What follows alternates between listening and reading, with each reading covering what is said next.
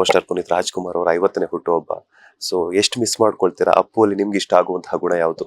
ಇಲ್ಲ, ನನಗೆ ಹೇಳೋದಾದ್ರೆ ನಮ್ಮ ಕರ್ನಾಟಕ ಇಂಡಸ್ಟ್ರಿ ಒಂದು ದೊಡ್ಡ ಆಸ್ತಿನ ನಾವು ಕಳ್ಕೊಂಡ್ಬಿಟ್ಟಿದ್ದೀವಿ. ಅವ್ರು ಇರಬೇಕಿತ್ತು. ಅವ್ರು ಇದ್ದಿದ್ರೆ ಇನ್ನೂ ತುಂಬ ಹೊಸ ಪ್ರತಿಭೆಗಳಿಗೆ ಸಪೋರ್ಟ್ ಮಾಡಿರೋರು.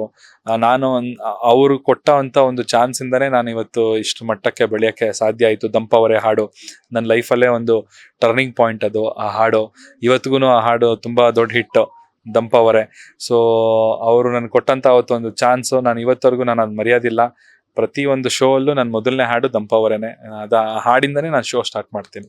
ಮುಂದಿನ ದಿನಗಳಲ್ಲಿ ಪವರ್ ಸ್ಟಾರ್ ಪುನೀತ್ ರಾಜ್ಕುಮಾರ್ ಅವರಿಗೆ ಒಂದು ಟ್ರಿಬ್ಯೂಟ್ ಸಾಂಗ್ ಏನಾದರೂ ಚಂದನ್ ಅವರ ಕೈ ಚಳಕದಿಂದ ಬರುತ್ತಾ ಅಂತ?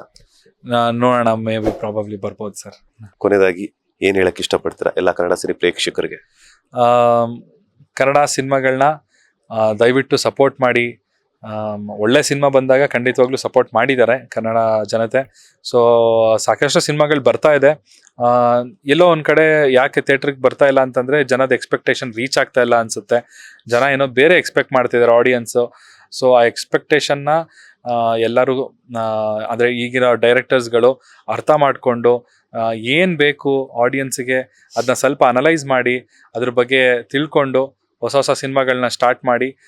ಖಂಡಿತವಾಗ್ಲೂ ನಮ್ಮ ಕರ್ನಾಟಕ ಜನತೆ ಯಾವತ್ತೂ ಕಲಾವಿದರನ್ನ ಕೈ ಬಿಟ್ಟಿಲ್ಲ, ಮುಂದೆ ಬಿಡೋದು ಇಲ್ಲ. ಲೇಟೆಸ್ಟ್ ಹಾಗೂ ಇಂಟ್ರೆಸ್ಟಿಂಗ್ ಸುದ್ದಿಗಳಿಗಾಗಿ ಬಾಸ್ ಟಿವಿ ಕನ್ನಡ ಚಾನೆಲ್ನ ಸಬ್ಸ್ಕ್ರೈಬ್ ಮಾಡಿ. ಹಾಗೆಯೇ ಬೆಲ್ ಐಕಾನ್ ಪ್ರೆಸ್ ಮಾಡಿ. ಇದರ ಜೊತೆಗೆ ಫೇಸ್ಬುಕ್, ಇನ್ಸ್ಟಾಗ್ರಾಮ್, ಎಕ್ಸ್ ನಲ್ಲೂ ಮಿಸ್ ಮಾಡದೆ ಫಾಲೋ ಮಾಡಿ.